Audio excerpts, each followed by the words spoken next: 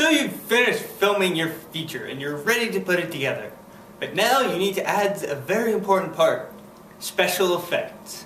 With special effects, you can have a video of Will getting shot in the back of the head with a laser before his hair catches on fire. With special effects, now you can have me punching a wall with an explosion coming out the other side. Or maybe that's not your thing, and you'd rather see Mr. Howell shooting firecrackers at a pumpkin and shooting flame out of his left hand. Or maybe you just want to tone it down and have Mrs. on a fry truck shooting her computer with laser vision. Now you know why explosions are good. Now go, add them to your features. For those of you wondering why I didn't show you how, congratulations, you're paying attention. But we really don't know. We push buttons until something good happens.